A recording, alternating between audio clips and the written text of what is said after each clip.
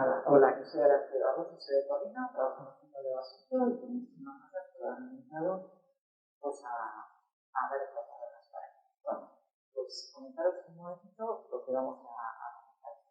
Simplemente vamos a hacer una introducción sobre la distancia de Parkinson, luego comentaros qué es la distancia de referencia, cómo se puede activar su diagnóstico, hablaros del proyecto de Ascar y el Hospital Universitario de Basurto, unas recomendaciones finales a la. Bueno, esto muy bien. Bueno, pues de entrada, la relación de la distancia de la experiencia de Parkinson está conocida desde el Parkinson, cuando hizo ensayos diferentes sobre Parkinson, que como definió como paralizante, comenzó desde un paciente no podía alimentarse porque los líquidos de la boca y la carencia no estaban funcionando adecuadamente y además tenía cialorrea, es decir, las heridas que salían de la boca, los datos son típicos de las necesidades de la. Por lo demás, en la prevalencia de pacientes que han afectados por el sistema diferencial es elevado. Oscila entre 40 y 27. La diferencia real es una barbaridad porque el 40 y los 27. Eso depende de la fase de inmunidad y también del que sea utilizado para valorarse el paciente.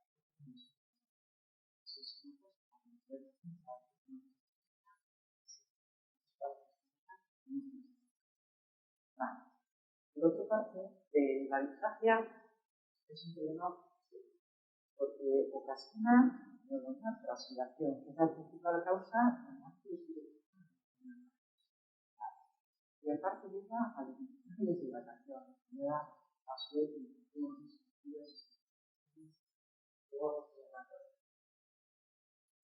por otra parte, supuestamente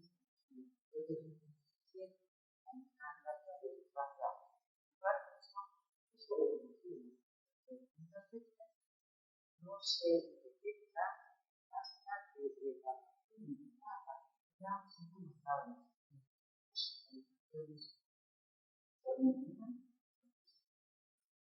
Por lo tanto, consideramos necesario un diagnóstico de evitar confusiones. Y bueno, empieza el espacio de oferta. Las personas que usan el espacio, pues la no es una enfermedad, es un síntoma. Es una enfermedad de las enfermedades que ya se infarto. Es el síntoma de la dificultad para formar y aumentar regular beneficio desde la boca hacia el estómago. Lo que comemos se transforma en la cavidad oral y eso se llama bola de fruta. Ya pasa a la cavidad y de los estómagos llegar al estómago. Realmente se suele diferenciar en dos áreas, la orofaringia y la esofágica. Las secuencias de la distancia de la faringia son mucho más claras que las faringias. Es decir, si me preguntan ustedes, ¿puede tener un paciente que los Parkinson son esofágicas? Sí, pero las consecuencias de las asociaciones de destrucción no las hacen más profundas. Entonces, vamos a hablar de eso de trabajo. De la evolución es un proceso físico complejo en el que se transforman sólidas líquidas en la comida, la bebida, también la salida por los estómagos desde la boca hasta la boca. En esta zona nos centramos mucho en la actividad de vida, a veces en cómo podemos volver en un alternativo o lo que sea. Pero realmente es muy importante los trabajos. La mayoría de los trabajos los trabajamos más, pues es muy famoso en y algunas veces hago malas aquí. Entonces comenzamos, oye, pues habrá que modificar, de modo que efectivamente el fármaco pueda ser eficaz. Y otras veces los pacientes no comunican nada y no se comunican. Por eso puede ser una situación grave. Y luego, otro problema importante es el se lo significa de energía alta. Quiere decir que los pacientes no más sino que la tragan fuera. Y eso mismo puede dar aspiración que hagamos la cosa. En devolución, básicamente, hay dos conceptos que estamos todo el rato repitiendo. Es devolución segura y devolución eficaz. Una devolución segura quiere decir la capacidad de ingerir los alimentos, los sólidos y líquidos necesarios para estar adecuadamente nutridos y hidratados, sin que nos vayan a la vía respiratoria y nos provoquen una neumonía. Y por otro lado, la eficacia es la capacidad de conseguir que mediante la devolución estemos adecuadamente nutridos y hidratados. Muy bien. Y bueno, pues vamos a hablar un poquito de la devolución. Hemos comentado que es un proceso muy complejo que se produce por una coordinada activación y emisión de más de 30 pares de músculos de la boca, de la faringe, de la laringe y del esófago. Pongo este bonito verde que va avanzando y esta rayita porque estamos programados para que todo el beneficio progrese y que no regurgite, que no nos vaya a otras zonas que no nos debe ir. Es decir, no tiene que subir porque el esófago a la garganta y de la garganta a la nariz y desde luego en ningún caso tiene que pasar a la vía respiratoria. Y eso, los pares craneales implicados en esta función son todos estos.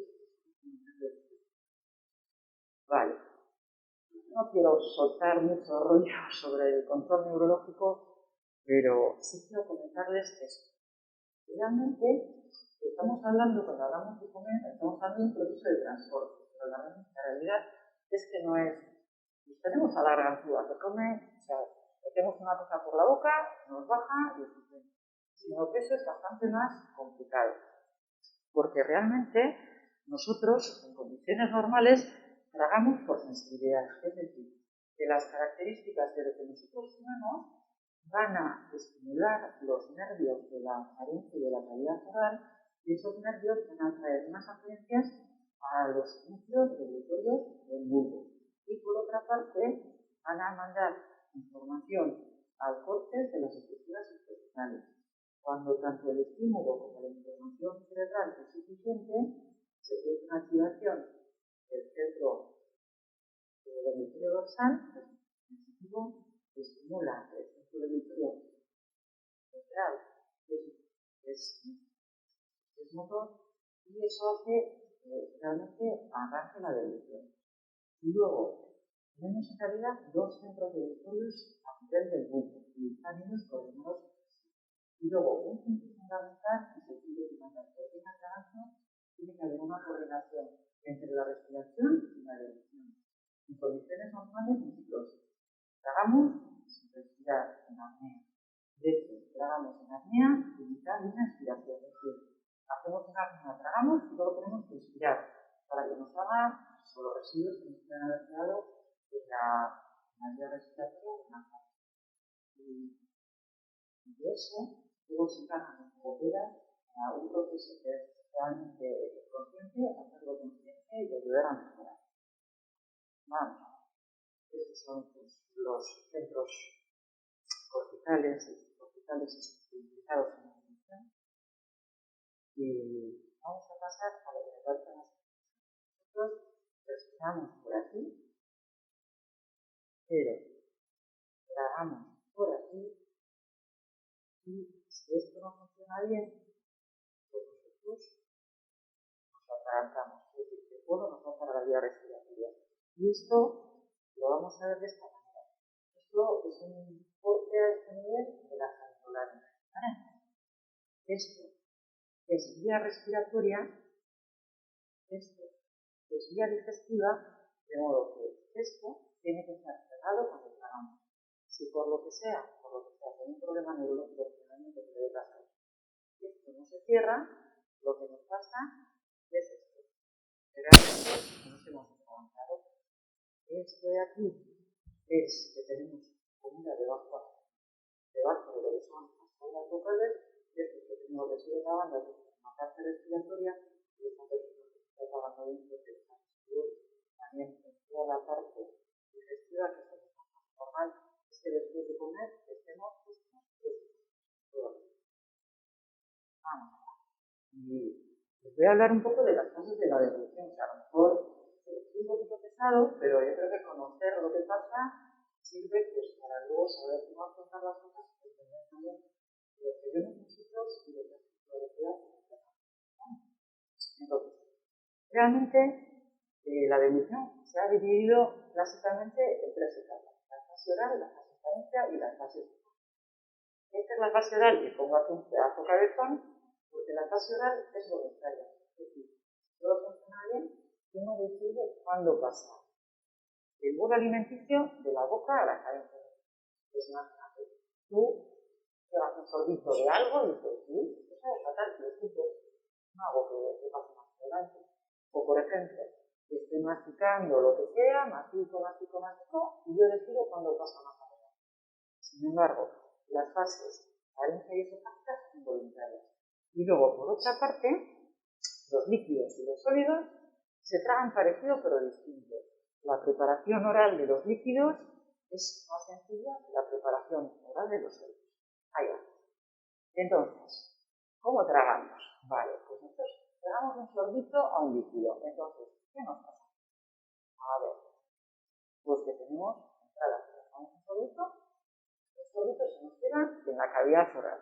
Y tenemos dos sellos: el sello labial y el sello palatogloso. El sello labial es que nadie bebe con la boca abierta porque se le va a caer todo. Nadie come con la boca abierta porque se le va a caer todo de la boca. No hay 50.000 circunstancias.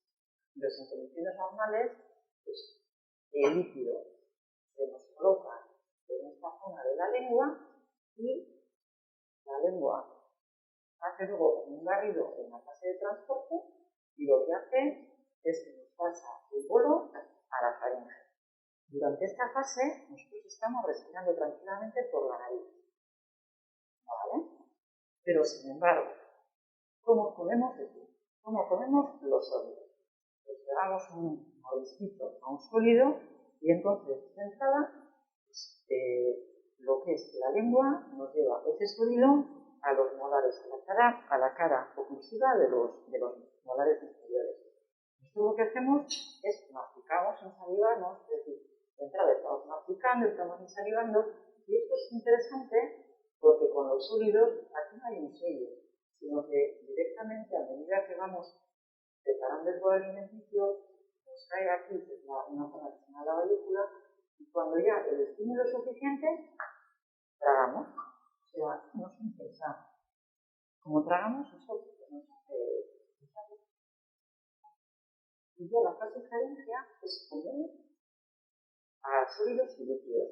Y nos van pasando muchas cosas. Específicamente nos pasa lo siguiente: se nos cierra el esfínter de los faringes, de modo que ya no podemos respirar por la nariz, porque eso evita que lo que es el bolo alimenticio pase a la nariz.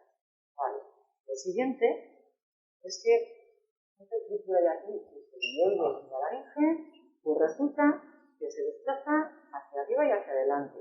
Y eso nos sirve para proteger la vía respiratoria. Vale. Lo siguiente es que los músculos que tenemos desde la zona superior de la faringe se contraen y van exprimiendo lo que es el bolo. Luego ya la base de la lengua va hacia atrás y luego lo siguiente que nos pasa es que la parte respiratoria se cierra y se cierran las cuerdas vocales, las bandas y la epiglotis, de modo que es prácticamente imposible, si todo funciona bien, que nos pase nada del bolo a la vía respiratoria, ¿vale? Y ya seguimos hablando de otros puntos. El siguiente es ya el estado del estómago.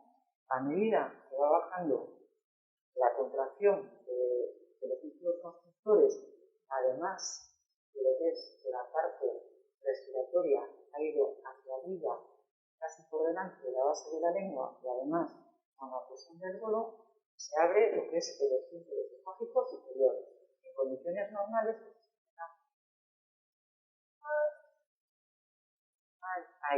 eso que en condiciones normales porque si estuviera abierto, lo que haría es que nos regurgitaría el contenido del estómago y del esófago.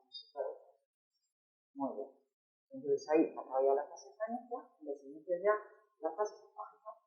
De entrada, lo que pasa es que a través de las contracciones que siguen desde la musculatura faríngea hasta el esófago, a través de la presión que hace el propio bolo alimenticio, y a través de la gravedad, ahí sí que nos cae lo que es el bolo y nos abre el esfínter del esófago inferior cerrado, y ya nos pasa lo que es el alimento al estómago. Bueno, muy bien, pues hemos explicado todo esto, que es un poco como arduo, pero que luego viene muy bien, y que luego realmente los logopedas van a trabajar todo esto y van a empezar a remediar la función fisiológica de sus maniobras.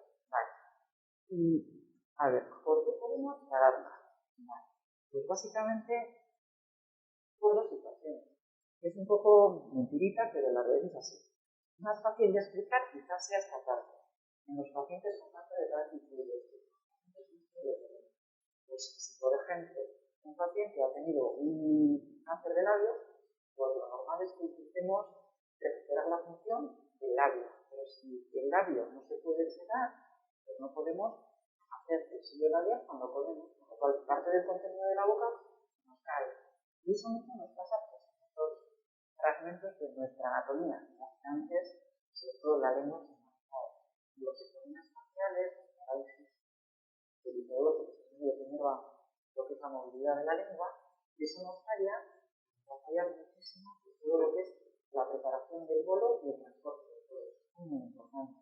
Bien, pero también nosotros, por un lado, afortunadamente, hay pocos pacientes con cáncer de tracto en relación a toda esta otra población que son los pacientes con enfermedades neurológicas. Los pacientes con enfermedades neurológicas en general van a tener una anatomía definida, una anatomía que tú la ves y anatómicamente se ve normal. Pero el problema es que sí que es un poco porque si realmente pudiéramos tomarnos los nervios y los músculos de las enfermedades neurológicas, realmente se sería alterado. Y luego, por lo demás, los pacientes ancianos, los que tienen un poco intermedio, pues a veces tenemos una alteración de equilibrio. En condiciones normales, cuando somos mayores, hagamos un poquito diferente. Es decir, por ejemplo, eso que hemos dicho de la coordinación entre la evolución y la respiración, cambia. Es más frecuente, en vez de hacer apnea y expiración, hagamos apnea e inhalación. Con lo cual se pone un poquito más de riesgo respecto a un tipo de apnea de tipo respiratorio o cardíaco que evitan que se pueda hacer una apnea. Hacen que las apneas sean más cortas y hacen que traben todo. Y esto muy típico suele ser en una persona anciana que tiene una neumonía. O sea, la apnea le va a costar hacer esa apnea y encima va a inspirar, con lo cual es más fácil que pueda tragar el bolo, con lo cual se puede complicar el tema. Muy bien, y vamos allá. ¿Y por qué podemos tener una enfermedad de Parkinson tragar mal? Pues realmente eso es lo que estamos comentando, que es poco conocido. Hay muchas cosas. Realmente los estudios del Parkinson y la Alzheimer, que se conoce que existe esta situación desde 1917, han empezado a hacer desde los años 70 de personas y realmente los consensos internacionales realmente se han publicado en los últimos años. Entonces, realmente en el Parkinson es típico que hay alguna alteración de los cambios focales.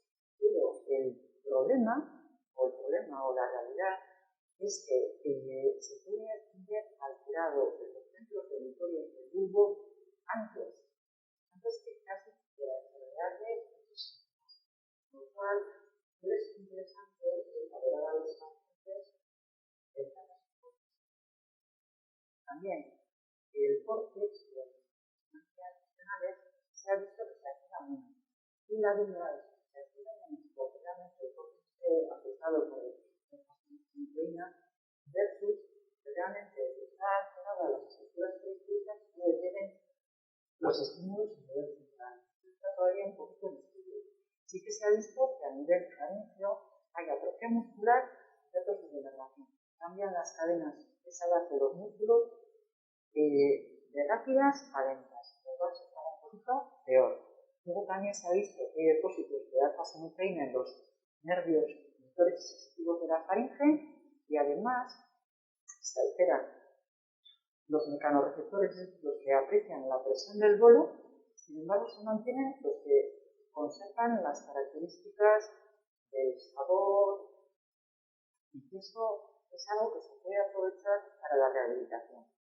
Luego lo que he comentado también es, como suele pasar también en el envejecimiento, es similar tasa de evolución y luego otra cosa que también suele ver en las personas mayores, lo que se da en las personas con Parkinson de la edad, es que si parte del bolo pasa a la vía respiratoria a la zona alta, muchas veces no lo hacen, o sea, no limpian por tos, sino que lo limpian tragando. Vale. Y luego a veces, muy avanzada, se ve afectada por la fase anticipatoria de la devolución y por otra parte hay veces que los pacientes llegan a no saber exactamente lo que tiene un bolo en la boca y eso es muy problema. Bueno, a ver, ¿y qué nos puede llamar la atención? ¿O cuáles son los síntomas de alarma? ¿Cómo puedo yo pensar que no estoy tragando bien? Pues lo más típico, me atraganto con la tos. Pero el que no me atragante con la tos no quiere decir que estoy tragando bien. ¿Qué nos pasa? Pues hay veces que nos regurgita el bolo por la nariz, que está ya el sello de los faringes. Hay veces que nos queda parte del bolo en la boca. He visto que no acabo de limpiar bien lo que he tragado. Hay veces que tengo dificultad para masticar. Hay veces que aunque no toso cuando trago, tengo una tos crónica que no sé exactamente a qué atribuirla. Sí que es verdad que a veces, sobre todo los críos, los niños, evitan alimentos y bebidas cuando saben que tragan mal. Pasan un rato comiendo y se lo quitan. Por otra parte, si la persona traga mal, acaba de adelgazando. Hay veces que sabemos que fluye, que se escapa la comida de la boca. Tengo infecciones respiratorias frecuentes. Disarquia y disfonía puede pasar, sobre todo en nuestros pacientes que se originó con cánceres de cabeza. Sensación de estope en la garganta. Oye, se me escapa la saliva de la boca. Noto que después de comer tengo como una flema en la garganta. Tardo muchísimo en comer. Y por otra parte, reacciona mucho el bolo. Ya hemos quedado que el tema de la fase oral es voluntaria. Muchas personas reaccionan del bolo que se tardan mucho en su despacho de la cavidad oral a la faringe, es porque tienen malas experiencias. Me he atragantado una vez, me da un poco miedo que me pase el bolo a la faringe, no voy a hacer el dominio que tenga por ahí problemas. Muy bien. Y entonces, vamos a comentar las consecuencias de la disfagia del bolo. Vale.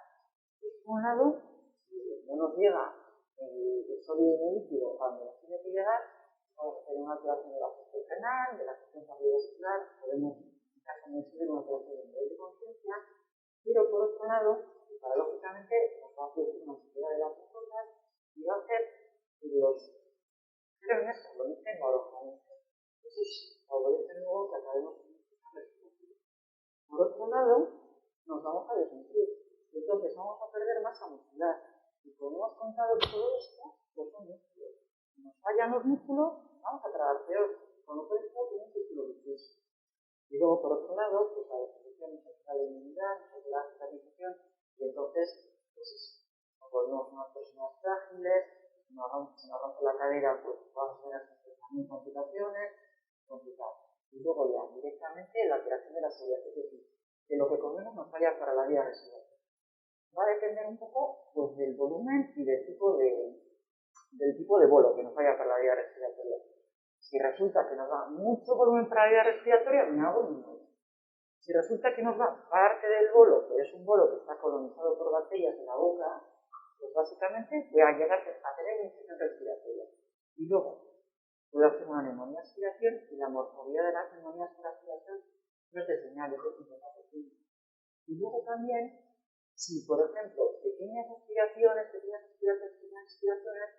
acaban lesionando el pulmón. Es decir, una situación que se llama fibrosis pulmonar idiopática, a muchas personas acaban dependiendo del oxígeno para vivir, se está viendo que algunos tienen que ver con cómo están tragando y se tragan. Bueno, una vez explicado todo esto, vale, vamos a hablar un poquito sobre qué podemos hacer para saber si una persona está tragando bien. Realmente el cuidado no se hace en personas que ya han entrado y que no se tragando mal, sino se hace en personas que están a riesgo, que están tragando bien, y entonces se les pasa o unos cuestionarios o se les hacen unas pruebas. Los pacientes de Parkinson que tienen más riesgo de disfagia son estos. Estadios 45 de familiar, eso quiere decir que ya es un Parkinson avanzado. Nos va a llamar la atención una pérdida de peso involuntaria durante meses, o un índice de masa corporal de desnutrición, las personas que tienen severidad grave y las personas que tienen demencia. Estas personas suelen provocar directamente en nuestra vida. Pero bueno, para las personas que afortunadamente no están en una situación tan avanzada, pues ¿cómo podemos valorar que aunque el paciente no refiera directamente estoy tragando mal, cómo podemos enterarnos de cómo está tragando? Pues básicamente hay dos tipos de instrumentos de cuidado, que son por un lado los cuestionarios y por otro lado las pruebas que tenemos aquí. Los cuestionarios, hay algunos cuestionarios que no es el primer pero realmente cuestionarios sobre la función no hay tanto. Tema que tenemos en el Parkinson, se ha empezado también una cara cuando le he comentado, pues el problema es que los cuestionarios específicos de función del Parkinson no son validados. Pero sin embargo, para usted que antes me ha hecho esa observación, pero sin embargo, el ICIE está validado, que está validado de adaptado al castellano y también se valoró en pacientes por Parkinson, lo cual es un primero que se puede utilizar y que a veces se toma utilizarnos. Vale, luego están las pruebas de cribado que se ven a pie de cama, que vamos a comentar. Vale, ¿qué es eso del ICIE? El ICIE es un acrónimo de esto, que es Teaching Assessment Tool, es decir, herramienta de valoración de la evolución. Y eso fue creado por un grupo de logopedas, otorrinos, infectólogos y nutricionistas y ha sido validado al castellano por este grupo. Vale. Y es un cuestionario que tiene 10 preguntas que tienen 4 opciones de respuesta. Que no me pasa nunca, me pasa habitualmente. Y realmente la puntuación máxima serían 40 puntos, pero a partir de 3 se considera que el paciente está en riesgo de disfagia y que es gracia. Y las preguntas son tan sencillas como: mi problema para tragar me ha llevado a perder peso. Mi problema para tragar interfiere con mi capacidad para comer fuera de casa. Como mal y no salgo. No voy a comer fuera porque a ver qué me pasa. Tragar líquidos me supone un esfuerzo extra. Tragar sólidos me supone un esfuerzo extra. Tragar pastillas me supone un esfuerzo extra. Tragar es doloroso. Eso no es esperable en el parto. Eso es esperable en situaciones de cáncer de tejido. El placer de comer se ve afectado por el problema de tragar. Cuando trago la comida se queda en mi garganta, eso cuando como, o tragar es estresante. Para haceros una idea de ese líquido. Y luego ya, muy diferente a un cuestionario, la única prueba de los cuestionarios es que son, o sea, lo tiene que contestar el paciente. Y si el paciente tiene un problema cognitivo, pues eso no va a poder hacer el trabajo. Vale. Y luego ya, las siguientes pruebas son las pruebas en las que estamos valorando de un modo indirecto cómo traga el paciente. Habitualmente solemos utilizar esto, que esto es un acrónimo que se llama método de exploración química, volumen y viscosidad. Fue diseñado por un grupo catalán, que es el doctor Ladén, y su resultado es interesante porque no solo nos dice si el paciente está tragando bien o no, sino también nos da indicaciones sobre el volumen y la viscosidad más adecuada para el paciente, ponemos una estimación, y luego por otro lado nos indica si es preciso hacer o no una exploración instrumental. Vale. ¿Y qué valora? Pues valora la seguridad y la eficacia de dos maneras diferentes. Seguridad, queremos decir que el bolo nos va para la vía respiratoria. Entonces, ¿cómo podemos valorarlo? Porque como y toso. Como y me cambia la voz, tengo una sensación extraña en la garganta, o a las personas que no tosen, pero que sí que se atragantan, pero sin toser, les baja la saturación de oxígeno. Entonces se hace con un pulso. Vale. ¿Y cómo se valora la eficacia? Es decir, que perdamos por ahí lo que queremos que nos llegue al estómago. Pues básicamente con el sello labial, aunque tengamos residuo en la boca, aunque tengamos residuo faríngeo, no la vojínica que valoramos como alteración de la seguridad, sino como carraspeo, y luego que el paciente fraccione el bolo en la boca.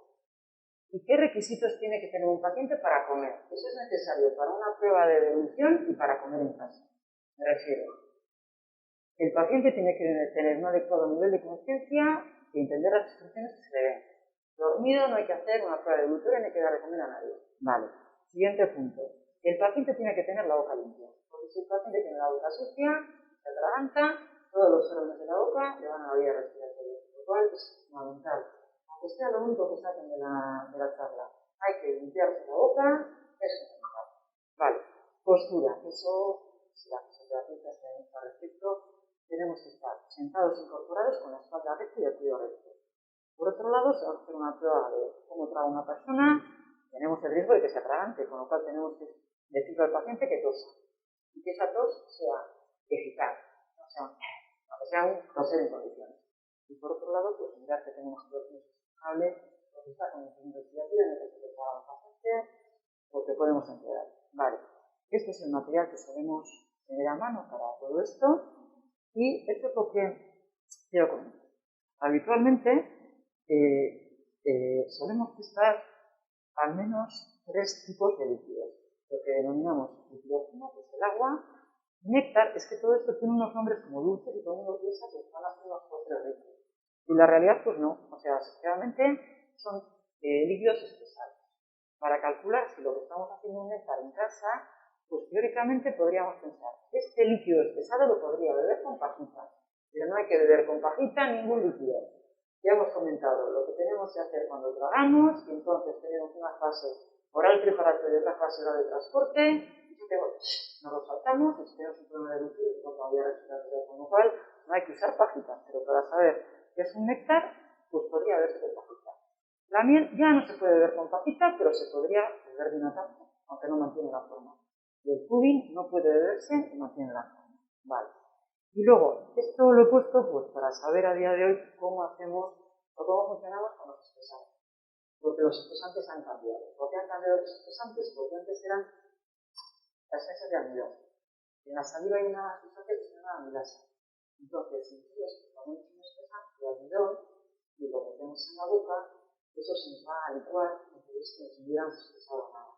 Y el problema, la realidad es que tenemos, antes, o sea, cuando queremos hacer un líquido espesado, tenemos que echar primero la cantidad del espesante, esto es la cantidad del espesante que tenemos en el hospital de Basurto.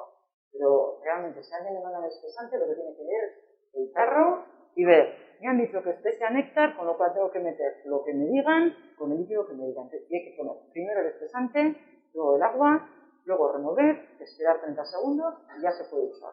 Vale. Y bueno, pues eso. Ustedes lo habrán hecho, hay que explicar la prueba, tener al paciente incorporado, pedirles que diga su nombre de apellidos para conocer con el punto de voz, pues para ver si luego va a tener secreciones, pedirle que tosa, poner un pulsosímetro, esperar 2 minutos y si está estable, a por ello. Y este es el esquema del NEC, pero en realidad suena como horrible, pero eso. Vale, empezamos habitualmente por néctar. Por néctar a poco volumen, a 5 mililitros. Entonces, le damos a una persona, ahí tenemos una señora, le damos en general con una jeringa, le ponemos en la boca 5 mililitros de néctar. ¿Qué valoramos? Pues valoramos esto, que realmente si tose, si le cambia la voz o se le satura. Si pasa todo eso, ¿qué nos pasa? Socorro, no vamos a poner más volumen. Y vamos a ir a un líquido, vamos a ir con una viscosidad más densa y supuestamente es más segura. Eso lo vamos probando pues primero con 5 mililitros, luego vamos a 10 mililitros, luego probamos 20 mililitros si todo va bien. Si no va bien, nos lo saltamos. Vamos. Vale. El esquema está hecho. Si emitimos néctar de un modo seguro, nos vamos a animar a probar el agua y con el mismo esquema. La dilución es segura, progresamos, la dilución es segura, progresamos, y si no, nos vamos a otra parte. Eso lo vamos a ver en este caso. Si resulta que empezamos con el néctar a 5, y no es seguro, pues no nos vamos a pasar a 10, menos a 1 a 20, menos a 1 al agua, nos vamos directamente a 6. Vale, está bien. Esto es lo mismo con el tema del agua, y esto ya es con el pudding. Pues supuestamente es por un lado más seguro, pero es un parte más difícil de tragar en determinadas circunstancias. Y lo mismo, hacemos 5, 10, gente y ya está. Acabó la prueba. Muy bien. Entonces, de saturación, que te baja la saturación, te pone un pulsímetro. Entonces, una saturación normal, pues anda, la que de cada uno, pues no sé. Imagínate, entre 99 y 96. Un aparatito, se mide. Entonces, si le baja de 96 a 93, aunque usted no haya tosido, se le ha ido lo que ha comido a la vía respiratoria. Y entonces dices, no es seguro, si ya con poco volumen de esto se me ha ido para la vía respiratoria, si pongo más volumen, se me va a ir más, va a ser peor, con lo cual tengo que ir a lo más sólido. Si lo más sólido también se me da mal, pues luego ya nosotros le echaremos una ojeada y veremos qué le podemos hacer. Bien, vamos a ver si... Ups, perdón. Y sobre la eficacia. Bueno, la eficacia es importante, pero no es fundamental. De entrada, vamos a ir anotando, aunque hay viscosidad y a qué volumen hay un problema de eficacia, pero no hace que nos pare la prueba. Es decir, deja más residuo pues con 20 mililitros de néctar. Por decirnos, ese no es el volumen conveniente para este paciente, pero bueno, ya haremos algo. ¿Cómo se interpreta? Pues si hemos hecho el test y no hay ninguna alteración ni de la actividad ni de eficacia, pues decimos que esta persona está bien. Y de entrada, pues por este método, esta persona trabaja bien. Vale. Si resulta que tenemos alteración de la eficacia, pues algo nos está pasando y tendremos que hacer una valoración experimental. Pero, ¿qué vamos a intentar? Calculo yo que alguna viscosidad podremos tomar, y en general la que solemos priorizar es la que nos permita meter más volumen. Vale. ¿Y qué nos pasa si tenemos una alteración de la seguridad? Pues eso ya es una situación un poquito más grave. Entonces, es riesgo de aspiración, precisa valoración instrumental, y esto es un perogrullo, pero tenemos que indicarle que debuta, o sea, que tome el líquido que pueda tomar sin problemas de seguridad. Y siempre que pueda permitir un mayor volumen. Bueno, vale. Entonces, el paciente estaba bien, ya le he hecho un ICEN, que es patológico, o un EPV, que es patológico, y entonces ya acaba en la consulta de otorrino. Vale. Entonces, ¿qué hacemos nosotros en la consulta de otorrino? ¿Y qué queremos? Hacemos entrada una historia clínica, una historia científica, una historia instrumental, y a ver si llegamos a alguna conclusión interesante. Los objetivos de nuestra exploración es: ¿tiene el paciente o no disfagia de organismo? Porque eso, si fueran 100% fiables los métodos de screening, pues no habría prueba de instrumentación alta. Solo con el cuestionario o solo con el NET, hacíamos hacer otra cosa más. Eso, pero sin embargo, no hay una correlación 100% entre las pruebas de cribado y la exploración instrumental. La exploración instrumental es superior, pero de entrada, el hacer a todo el mundo unas exploraciones instrumentales pasarnos. Entonces hay que encontrar el punto intermedio. Por otro lado, realmente, pues el señor tiene Parkinson, por ejemplo, puede ser una causa de que el paciente esté trabajando bien, pero eso no pasa con sorpresa. Pero si datos a que no se nos el paciente debe alimentarse por boca. Hay veces que, lamentablemente, el paciente no debe alimentarse por boca.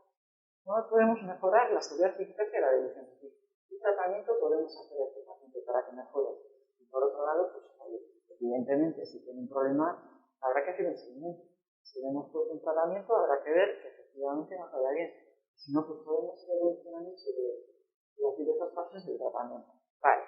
Entonces, cuando uno viene a la consulta, pues de entrada pues preguntamos lo de siempre, edad, antecedentes personales, pero los que más nos van a interesar son enfermedades neurológicas, si tienen o ha tenido un cáncer de cuello, si tienen enfermedades cardiorrespiratorias, las medicaciones que toman. Vale. Nosotros, es una de las situaciones que no se conoce en el Parkinson. Algunas personas les mejora la devolución si les comen después o están bajo el efecto del tratamiento de Parkinson. Otras personas es un poco misterioso. Nosotros, para nuestro estudio, vamos a querer que todo el mundo se haya tomado la medicación, al menos una hora antes. ¿Vale? Y lo que es algunas situaciones, pues no se puede estudiar. Por ejemplo, la lo normal es que toda la familia está afectada. Entonces es interesante saber lo que pasa. Y esto es el punto fundamental que para nosotros es lo más interesante. Tragan mal los sólidos, tragan mal los líquidos, tragan mal la saliva, tragan mal las pastillas, desde hace cuánto tiempo, ha tenido algún desencadenante, usted sabe desde el principio o progresa, se cansa mientras come, ha modificado la dieta, se alimenta por vía oral o le han proporcionado otras vías de alimentación, cuánto tiempo tarda en tragar. Generalmente se considera que una comida ya no es eficaz a partir de 30 minutos. Una persona que está comiendo 30 minutos ya llega un punto en que se cansa. Es diferente una comida con amigos, patatín, patatán. Si uno está comiendo al grano, 30 minutos, por eso de 30 minutos merece la pena decir, hasta aquí hemos llegado y vamos a comer otro poquito dentro de un rato. ¿Vale? Y luego, por otro lado, es interesante saber su peso habitual, cuánto adelgazó en qué periodo, si asocia algún otro síntoma, y sobre todo si tiene infecciones respiratorias de repetición en su forma. Vale. Y luego pasa lo que es nuestra exploración física. Nosotros, pues básicamente, pues valoramos la movilidad facial, la movilidad de la mandíbula, palpamos el cuello. Solo con eso nos damos cuenta de muchas cosas. Esta persona tiene una parálisis del hipodoso izquierdo, este señor va a tragar más. Esta persona que tiene ahí una cicatriz en el cuello, lo normal es que eso de que se le eleve la laringe en devolución no va a funcionar bien. Este señor que tiene una parálisis facial derecha, pues lo normal es que cuando come no tenga un frío labial y se le escape la comida. Esto otro, pues ya es ver la cavidad oral y la orofaringe. Y nosotros a veces nos encontramos con un montón de residuos y algunas veces nos encontramos que usted que ha desayunado porque se lo estoy viendo en la boca. Vemos que tiene muchas secreciones, vemos cómo está la dentadura, que es fundamental para la preparación del bolo, vemos cómo mueve eso, estructura motriz y sensibilidad de la lengua, estructura motriz y sensibilidad del velo, vemos la estructura motriz y sensibilidad de la faringe y, por ejemplo, esta persona tiene un cáncer de la amígdala derecha. Y luego ya lo siguiente es esto, nosotros ya, este paso para nosotros entra dentro de nuestra exploración de otorrino básica, pero de entrada es ya parte de la exploración instrumental de la devolución. Vale. Entonces, vamos allá. La exploración instrumental de la devolución. Nosotros en la consulta, cuando los que vengan, les vamos a hacer es echarles una ojeada con un fibroscopio, entrada en una situación basal y luego cuando les hagamos comer, mientras estamos explorando. Vale. Esto pues se llama Fibrotic Endoscopic Evaluation of Following, endoscopia flexible de la devolución, y nosotros le llamamos test. Vamos a estar hablando de test, pues es esto. Vale. Pero esto es la única prueba que se puede hacer a un paciente que no traga bien. Pues no. Pueden hacer más pruebas. Y si son indicadas, se hacen obviamente. De entrada, las que se consideran hoy en día gold estándar, es decir, las mejores para valorar la disfagia orofaringea son estas dos. Esta es la biofluoroscopia, es una prueba radiológica que se le da a una persona un contraste mientras se le están haciendo a diversas viscosidades, a diversos volúmenes, mientras se están haciendo pruebas de imagen-radiografía. Es una prueba estupenda y es una prueba que puede ser larga. Si, por ejemplo, la nuestra tardamos tranquilamente 14 minutos y realmente eso, radiando al paciente, no es inadecuado. Es decir, porque el tema es que nosotros, pues eso, vemos al paciente, pero lo normal es que le tengamos que seguir viendo en el tiempo. No vamos a ir sumando radiación, radiación. Y cada una tiene ventaja y conveniente. Luego estas otras, esto es para la valoración del esófago. Y si nosotros intuimos que el paciente pueda tener un problema que pueda generar una alteración de la movilidad del esófago, sin duda lo pediremos. Y estas otras, básicamente, están para procedimientos especiales. Muy bien. Cuando nosotros vemos al paciente, mientras le estamos viendo, tanto con una FES como con una biofluoroscopia, podemos ir modificando sobre la marcha la viscosidad, el volumen y la temperatura del bolo que estamos explorando. También podemos modificar la forma de administrarlo. También podemos plantear unas estrategias posturales y también podemos pensar cuáles van a ser las maniobras devolutorias más adecuadas para cada paciente. Esto lo cuento luego bien, Vale. Y luego, una vez realizado esto, hacemos un informe con los datos obtenidos en cada fase. Esta es una serie de escalas que he puesto esta, que es la FOI, porque es escala más breve, aunque la mejor desde el punto de vista es esta, que es Disfagia Outcome and Severity Scale, que es de agudo unas cuantas diapositivas y realmente pues tiene el interés para cada paciente. Las reglas por menos, es un poco rollete y no merece la pena. Comentamos las estrategias de mejora, es decir, tratamiento, y tratamiento. Vale. Bueno, pues la FES. La FES es una prueba que la diseñó esta médico, que es una médico-foniatra que se llama y que la diseñó en el año 1988. Y realmente es una prueba en la que utilizamos, pues básicamente, una torre de grabación que habitualmente solemos tener en la consulta de otorrino. Sí que es verdad que solo nos sirve, o sea, si tenemos que ir por ahí una reanimación, solo con esto, con una fuente de luz nos vale, pero en la consulta tenemos todo esto y nos viene fenomenal grabar la exploración porque, aunque lo vamos viendo sobre la marcha, muchas veces decimos, ¿cómo estaba la exploración? Pues vamos a mirar la grabación. Y nos viene la mar de bien. Y de hecho, muchas veces comentamos que el paciente venga con su pendrive, porque se puede llevar la exploración en su pendrive y se la puede aportar al logopeda. La logopeda le va a venir fenomenal, porque realmente nosotros en el fondo somos los ojos de los logopedas. Vale. El paciente tiene que estar incorporado con el cuello un poquito flexionado y lo hacemos sin anestesia. ¿Por qué? Hemos comentado que realmente cómo comemos por sensibilidad. Si echamos un anestésico, pues no vamos a tragar bien, vamos a tragar mal. Si alguno de los dentistas le han hecho un anestésico en la boca, de repente uno tiene un montón de saliva. En realidad no es que tenga un montón de saliva, es que tiene la boca anestesiada, entonces nuestro sistema nervioso, pues si no percibe que hay por ahí ninguna cosa, no lo traga y estamos en los reyes de la saliva. Entonces, lo que nos interesa es ver cómo está esto en realidad, sin ningún tipo de anestesia. Y esto lo hacemos también a los niños, ¿vale? Muy bien.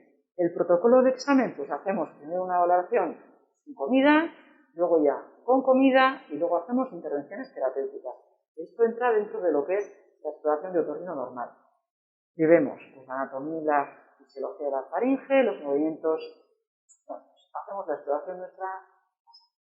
Y esto de aquí es lo único que somos los únicos que lo vamos a poder ver. ¿Vale? Esto es, tenemos aquí toda la saliva del mundo. Cuando nosotros vemos esto, vemos que esta persona está tragando mal. Y de hecho, nos dudamos importantemente si tenemos que hacerle tragar o no. Es decir, porque si una persona no maneja bien sus propias secreciones, malamente va a poder gestionar todo lo que venga después. ¿Vale? Venga. Entonces, las áreas de riesgo de aspiración, eso, hemos visto que esta persona tenía por ahí cositas a diversos niveles. Esto es la zona entre la base de la lengua y la epiglotis, que se llama la bayécula. Esto, bueno, pues el riesgo de aspiración del área 1 es menor que la del área 2, que es la entrada del esófago, y mucho menor que la del área 3, que realmente ya es vía respiratoria. Vale. Cuando vengan ustedes a nuestra consulta, pues nosotros hacemos la FES con alimento, podríamos hacerlo con espesante, como se hace el MEC. Pero muchas personas nos decían que les resultaba desagradable, estresante, no les parecía que es una situación real, y entonces pues, tenemos un modo de valorar diversas cosas. Las natillas nos sirven como equivalente al néctar. El pudding nos sirve como equivalente al pudding. El agua lo coloreamos con azul de metileno y nos sirve como equivalente al agua. El plátano, pues, en una situación de fácil masticación, con un bolo bastante homogéneo. El arroz, fácil masticación, pero un bolo no homogéneo. Doble textura, tremendo. Ya comentaremos. El biscote, horroroso. Vale, y luego ya esto, habitualmente no lo testamos, salvo en las personas como la diapositiva anterior, que había una situación de que tenía todas sus secreciones retenidas. Eso. Hemos comentado que las características del bolo pueden hacer que cambie el modo de que tragamos. El frío hace que traguemos más rápido. Entonces, le damos al caballero un cubito de hielo. Caballero, porque me recuerda a un señor que luego tengo una grabación de él. Si con el cubito de hielo no hace algo por tragar, nos damos por perdidos. Es decir, a priori este paciente no puede comer por boca y encontraremos vías alternativas para comer. Vale. ¿Dónde colocamos el fibroscopio? Pues hay dos posturas. Esta es la postura que se llama home. Nuestra visión desde la postura home, que estamos detrás del velo del paladar, es esta. Y esto está estudiado y esto no altera la función del usuario. Es decir, porque muchas personas pueden decir, pues estoy con el fibro en la nariz, no estoy tragando bien. No, se ha visto que se traga bien. Puede ser incómodo, pero se traga bien. Y luego ya, si tenemos dudas de, oye, ¿le ha pasado o no a su glotis? Eso se llama aspiración. Entonces, decimos, paramos un momentito, metemos el espirometro. Vale. Y estos son unos conceptos que son muy importantes en todo esto. ¿Qué esto es? Derrame. Cuando nos falla el sello palatogloso, porque le falla al en el sello del paladar, porque realmente o le falta el paladar en pacientes oncológicos nuestros, o puede pasar en el Parkinson que el sello palatogloso nos falle. Entonces, cuando hacemos que trague a una persona, le vamos a decir, le vamos a dar esto a la boca, te pone en la boca y cuando te digamos que tragues o tragas. Y hay gente a la que se le escapa. Esto se llama derrame preventivo. Eso puede no tener consecuencias, pero puede que sí, en función de cómo esté la fase faríngea. Penetración es cuando pasa el bolo al vestíbulo laríngeo. Aspiración es cuando pasa el bolo por debajo de las cuerdas vocales. Estamos ya en la tráquea y eso puede ser de dos modos. Silente no desencadena tos. Es decir, el que no toso y no me atraganto, eso es cierto. Por eso en el MEC se les pone el pulsoxímetro y por eso nosotros decimos y valoramos siempre que tosa, pero nos puede pasar que realmente sea atragante y no tosa. Eso nosotros, antes de hacer la prueba con alimento, hemos valorado la sensibilidad de la laringe. Vale. Basales, que nos atragantamos con nuestra propia saliva, lo que he comentado, que eso es una situación muy grave. Y residuo es que es lo típico de la alteración de la citaquia, es que nos quedan restos postdilutorios del bolo en la faringe o en la boca. Vale. Y pues eso, ¿qué ventajas podemos tener al hacer esta prueba frente a otras pruebas? Pues básicamente que no irradia, que es repetible, no usa contraste, porque por ejemplo los radiólogos precisan contraste, la posición del paciente es un poco más flexible que para la prueba radiológica, valora la aspiración basal, valora también la seguridad aérea, o sea, la seguridad de la vía aérea, se puede hacer a pie de cama, se puede hacer alimento y aparte uno se puede hacer un poco idea de cómo está tragando, si le gusta verse y le podemos explicar un poco cómo está tragando bien o mal y lo que podemos hacer para mejorar. Y luego aparte, este es un test que habitualmente no se utiliza, pero se puede hacer una cosa que se llama test de color, que es valorar al paciente con y sin tomar la levodopa, para ver si efectivamente mejora o no con el tratamiento. Esto, a ver si va. Esto es para que se hagan una idea de cómo va el tema por dentro. Es un cortecito.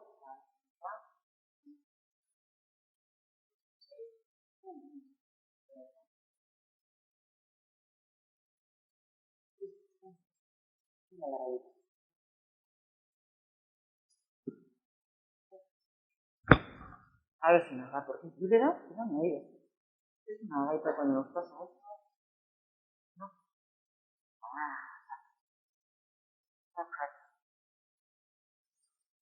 Porque en el ordenador sí iba. Es lo primero, una presentación, lo primero que hacemos es mirar que efectivamente nos vaya. Mira, en la insuficiencia orofaringea sí. Esto es como se vería en insuficiencia orofaringea. Es decir, que el bolo nos vuelve a la nariz. Pero bueno, no es quizá lo más representativo de la cosa.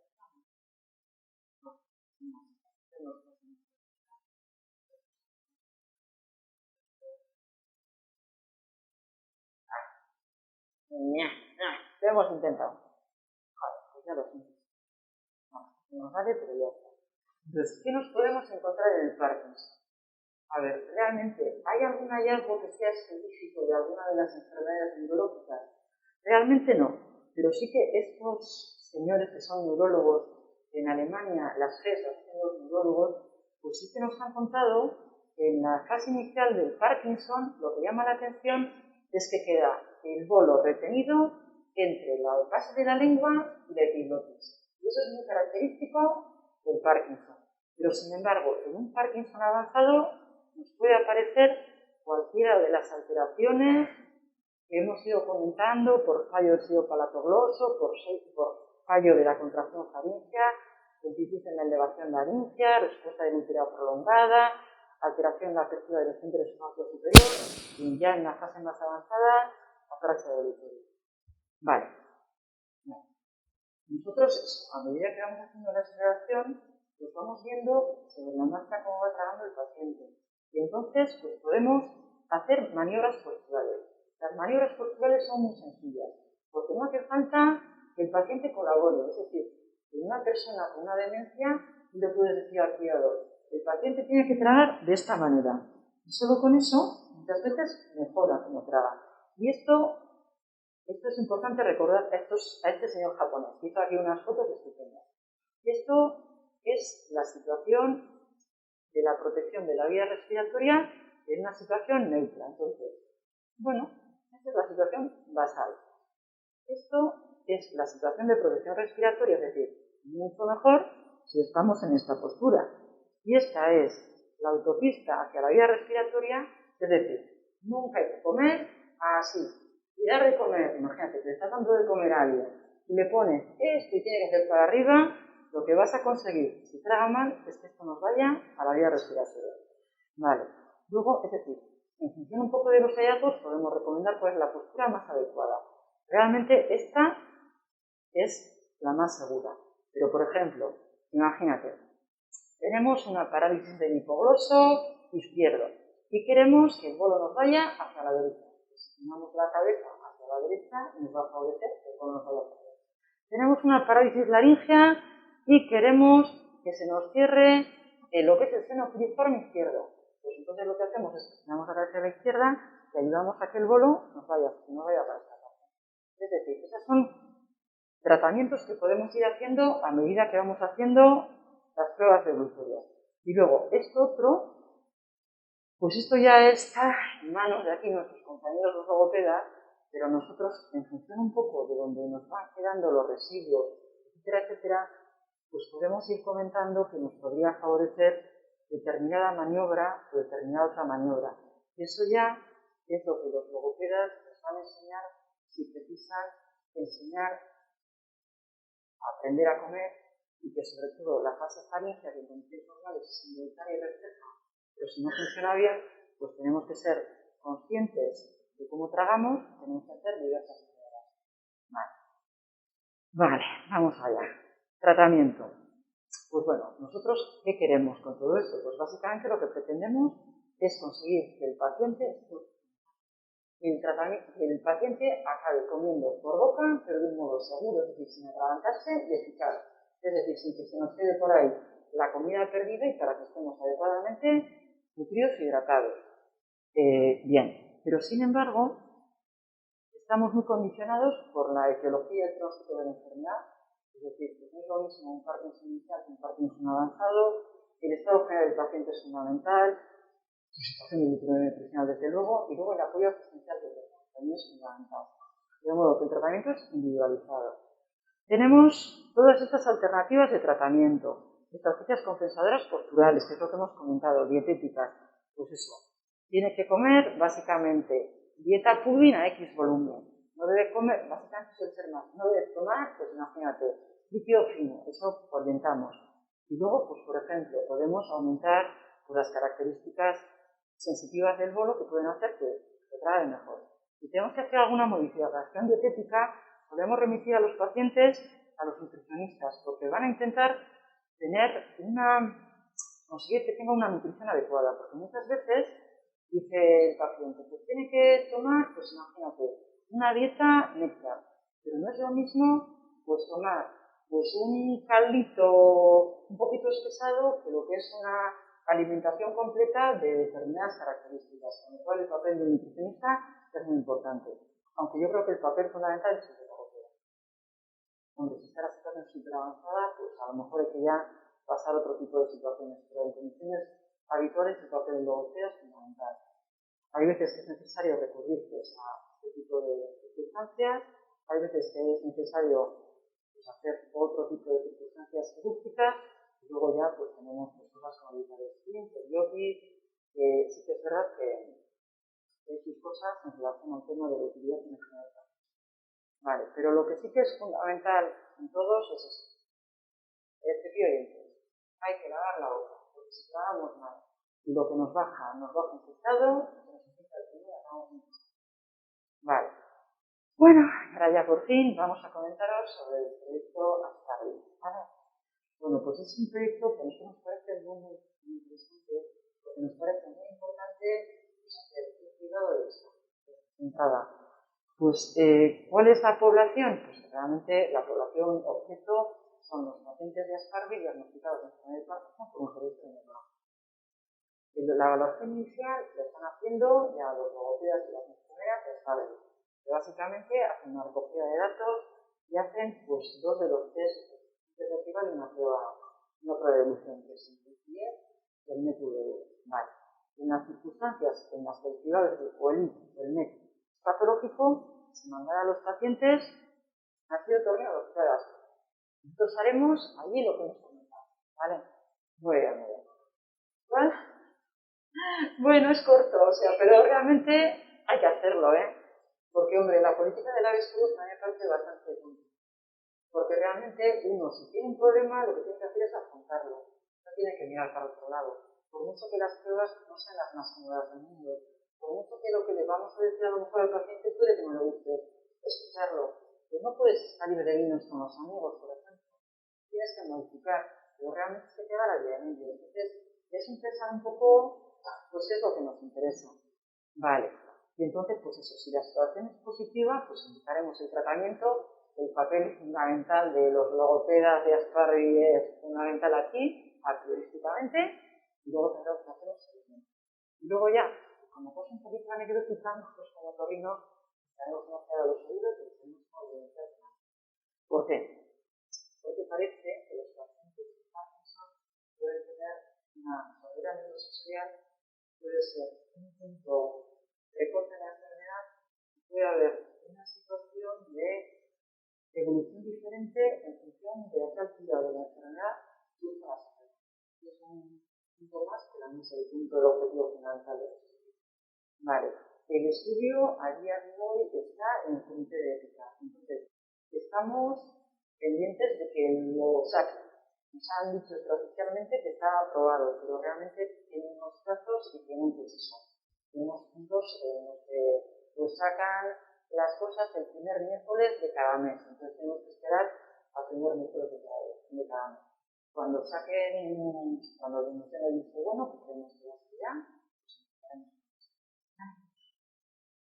Bueno, y ahora quizá vamos a la parte que espero no haber descansado demasiado, pero creo que este todo tenía un poco de sentido, a una parte que quizá les vaya a resultar pues un poco de andar por casa y que a lo mejor es una situación interesante para llevar a casa. A ver, unas recomendaciones generales para las personas que no tragan bien. De entrada, son difíciles de tragar, hay que evitarlos, salvo que se adapten los alimentos pegajosos. Por ejemplo, el chocolate de esta manera. El chocolate de esta manera nos pega en la boca y cuesta lo que no está escrito tragarlo. Los topes, lo mismo. Eso, de entrada, pues hay que pensar en tomarlos, pero de otra manera. Vale.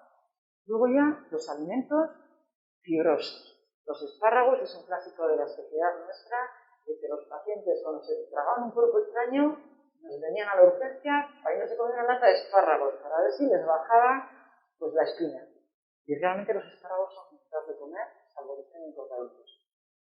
La piña es tremenda. O sea, la piña es tremenda porque es muy fibrosa y cuesta bastante el suelo en este punto. Además, aparte, si está la piña relativamente madura, se convierte en una adolescencia. Una parte muy sólida en la boca cuesta gestionar un líquido nasal, con lo cual es como tremenda. Bueno, algunas carnes, pues por ejemplo, pues esta situación de calamares, rabas tremendas, pues hay que cortarlas bien, porque si no, pues lo mismo. Esto debería de ser importantemente la cecina o el jamón, pero mucho cuidado porque puede ser francamente peligroso. Siguiente. Vale, un chicharro. Un chicharro tiene un montón de espinas. Hay que tener cuidado, porque si una persona no traga bien, posiblemente nos vaya a bajar a la faringe sin que la situación, el bolo esté bien separado en la boca. En condiciones normales, si no traga bien, cuando toque traga una espina que me entra una espina, la saco. Pero si resulta que esto no lo estoy tragando bien, pues me pasa la faringe con la espina y entonces acabo en el hospital para que me saquen la espina, ya sea de la faringe o del bronquio o del esófago. Vale, las uvas. Las uvas son tremendas. Las uvas, pues bueno, tenemos una costumbre en Nochevieja, pero son tremendas. Por un lado, tiene una piel que tiene su punto. Tiene un contenido líquido, encima tiene semillas. Pues ahí, efectivamente, modificadas genéticamente, uvas sin pepitas. se tragan más fácil, pero no son recomendables. Lo siguiente, el tomate. El tomate. Esa piel estupenda del tomate, con las semillas que tiene y demás. A ver, no es no puedo comer de nada, sino que tengo que comerlo adaptado, modificado. Ahí estamos, o eso, o en trozos pequeñitos, o sin las semillas, o siendo muy consciente de que quizá no me vaya bien el tema. Vale. Ay. Las dobles texturas, la naranja, el clásico. A ver, el tema es el siguiente. Nosotros los gramos habitantes de la consulta, y el tema es, uno pega un mordisco, además hemos comentado que los sólidos no hay el sello palatogloso, con lo cual pegamos el mordisco a la naranja, nos baja todo el líquido a la faringe. Si la faringe funciona bien, pues no pasa nada, pero si la faringe funciona mal, me atraganto, me pongo a toser, y si toso ni tan mal, porque si no toso y me va para la tráquea, pues me va para el pulmón y es peor. Entonces, ¿qué hay que hacer de entrada? Pues ver a ver si efectivamente esto es peligroso para mí o no, y de entrada, pues no coger el gajo entero y meterlo en la boca a lo bestia. Quizás si cortamos en trocitos y dejamos un poquito de líquido, durante el líquido lo manejaremos mejor, la pulpa la manejaremos mejor y estaremos todos más tranquilos y en nuestra casa no en el hospital. Más cosas, las sopas. Las sopas son tremendas. La sopa es lo mismo, tiene una parte sólida y una parte. La parte sólida se nos queda en la boca. Ahí vamos a intentar hacer un bolito, porque claro, el fideo no nos pasa directamente a la faringe, menos mal. Pero eso, el líquido se nos pasa directamente a la faringe. Entonces tenemos el líquido en la faringe, el sólido en la boca haciendo el bolo, un horror. No es recomendable. O sea, no. Si hay un problema de glutorio, no. Ay, las galletas María. Las galletas María son secas, se disgregan, son un horror. Se nos queda en la boca, la busco con la lengua, a ver si me la encuentro, me baja la faringe desglosada. Nosotros estamos viendo, o sea, es que viendo cómo tragan, una pena que haya fallado el vídeo porque falla, pero el tema es que es un espectáculo que tenemos el aspirador al lado porque decimos, ¡ay, socorro! ¿Para dónde va esto? Entonces, nosotros galletas María no probamos, pero probamos biscote, que el biscote es como un horror. Entonces, pues a lo mejor un trocito, chiquitín, patapán, tal, pero si tú tragas mal, no es la mejor opción. Vale, más cosas, los frutos secos. Los frutos secos. Los frutos secos que hacen close. Se nos quedan en la amígdala, me pica la amígdala, luego el bolo tal, se nos va bajando la faringe, un trocito por aquí, otro trocito por allá. Un horror. Es decir, modificado, vale. A pelo si traga uno mal, muy mal. Vale. Y lo último, no he puesto más. Las patatas fritas de bolsa. Sí, mira las galletas. O sea, realmente menos densas que las galletas, pero también se nos pegan, hace un bolo poco cohesivo, me va bajando la faringe de cualquier manera. Un desastre. Y bueno, pero luego hay una cosa que nos puede sorprender. Esto. Mi hermana es médico y le enseñé un poco la presentación y dije, uy, ¿y con esto qué pasa? Digo, vale, pues básicamente la gelatina industrial. El tema es el siguiente, la gelatina industrial está hecha a base de amiloides. Entonces, cuando nos llega a la boca, nos pasa pues como con los antiguos, que se nos convierte en líquido. Entonces, si quieres decir a alguien que no puede tomar un líquido fino, que no puede tomar agua, tiene que ser espesante, la gelatina es una buena opción, pero la gelatina industrial es una mala opción, porque al final acabamos bebiendo o pasándonos todo el líquido aquí. Eso con nada gelatina, fíjate. Sin embargo, las gelatinas de farmacia y luego certificadas ya son diferentes, porque realmente la preparación es distinta, no son a base de almidón y eso es seguros. ¿Vale? Muy bien, y ahora vamos a la parte de a leer, porque esto es importante que no se me vaya nada, porque funcionan cosas y esto es importante que no se me vaya. El paciente debe estar despierto y tranquilo antes de comer. Si no es así, hay que posponer la comida, es decir, nadie come dormido. Los bebés quizá, pero los adultos no. El entorno debe facilitar la concentración en el acto de comer. Hay que evitar distracciones. Hay que apagar la televisión, la radio y no dar conversación. El paciente no debe hablar mientras come. Que nosotros a veces tenemos la mala tal para animar al paciente y nos estamos haciendo la producción de estar comentando cosas. Y el paciente se anima y decimos, ¡ay madre! Perdón, nos callamos ahora mismo. Debe ser un horror, pero hay que estar centrados en comer. Debe estar sentado e incorporado con la espalda recta. No se puede levantar de una cama y querer darle cabecero o ayudarse de almohada. Vale, la cabeza debe estar ligeramente inclinada hacia adelante. señor japonés y cómo teníamos la faringe. La faringe en esta posición nos protege, o sea, el espacio anteroposterior es más pequeño y nos protege la vía respiratoria. Si la cabeza tiende hacia atrás, hay que colocarla en la posición correcta llevándose de almohada. Lo ideal, si se puede, es que el propio interesado se alimente por sí mismo, pero sí que es necesario que haya un cuidador o un familiar, porque realmente si una persona está mal, tiene más probabilidades de atragantarse de por sí mismo no poder solventar lo que se produce. Es decir, me ha atragantado, si hay que hacer alguna maniobra o lo que sea, el propio paciente pues, lo tiene un poco complicado. La persona que esté con él le puede ayudar, ¿vale? Si no es posible que coma por sí solo, la persona que le da de comer, ¿cómo debe estar colocada? No tiene que hacer que el paciente vaya así, sino que tiene que estar el paciente a la altura del paciente o más abajo, por la postura de protección de la vía respiratoria. Hay que evitar que el paciente eleve la cabeza al tragar, ya que puede resultar peligroso. Las prótesis dentales deben estar bien colocadas y ajustadas. Oye, me va a ir la dentadura. Pues me va a ir la dentadura, hay que quitar la dentadura y hay que comer cosas que no se puedan comer, masticar, porque es que si no, me va a bajar un bolo no bien formado, se nos va a bajar aquí, vete a saber qué, conclusión, o se adapta la dentadura o se cambia la dieta. Las opciones son esas. Cuando trague debe hacerlo con la barbilla sobre el pecho, insisto, es una postura de seguridad para evitar el paso del alimento hacia la vía respiratoria. Pero sin embargo, si su médico logopeda le ha recomendado comer o hacer algún tipo de maniobra, debe ponerlo en práctica cuando come, ya está, porque se lo han dicho por su bien y para mejorar el caso suyo. Esto es una cosa general, pero el caso de cada uno, pues eso se lo habrá comentado o el médico o su logopeda por su bien.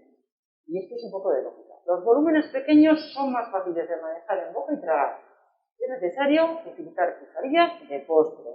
La presión de la cuchara sobre, la presión de la cuchara sobre el dorso de la lengua, sobre el dorso, no sobre la V lingual. Sobre el dorso de la lengua estimula la deglución. Muy atrás produce la náusea, con lo cual hay que tener un poco de prudencia. Vale. Estimula el reflejo deglutorio. Antes de darle a tomar otra cucharada, hay que asegurarse de que ha tragado la previa. Entonces muchas veces estamos viendo que tiene todo en la boca y dice, tiene que acabar de tragar esto, no puede meter otra cosa en la boca, espere. Vale, hay que usar ni jeringas ni pajitas. Las jeringas para controlar el volumen, nosotros y los logopedas. En general, una cuchara de postre son 5 mililitros, una cuchara costera son 9 mililitros. Ya está. Pero las jeringas y las pajitas, lo que pueden hacer es que nos vaya toda la faringe directamente y nos atragantemos. La persona con disfagia necesita más tiempo para comer. Sin embargo, las comidas no deben alargarse más de 30 minutos, ya que el paciente se cansa y cuando un paciente está comiendo cansado, hay más posibilidades de atragantarse. Es preferible realizar 5 o 6 comidas al día de menor volumen. Vale. Debe lavarse la boca o la dentadura después de cada comida, incluso antes de cada comida. Debe proporcionar frescor, evitar el sobrecrecimiento de bacterias y hongos que pueden pasar al pulmón para infectarlo. Vale. Debe mantenerse incorporado al menos, eso es importante, no hay que tumbarse de esto. Debe mantenerse incorporado al menos 30 minutos después de cada comida, para evitar el reflujo de alimentos y que estos puedan pasar a la vía respiratoria. Hay que tener en cuenta algo que habitualmente no solemos comentar, pero que es necesario saber. Una persona que traga mal, tú estás pensando siempre que el alimento te viene desde fuera hasta acá. Pero si tú tienes una situación de reflujo, o tienes la mala suerte de tener una gastroenteritis con náuseas y vómitos, y esto no funciona bien, la opción de atragantarte en tu propio contenido digestivo es muy alta. El contenido digestivo es tremendo. A cada uno una realidad. De modo de evitar que nos puedan regurgitar lo que sea, pues estar después de comer 30 minutos incorporado y luego ya, pues ya tengo lo que corresponde. Bueno, y eso.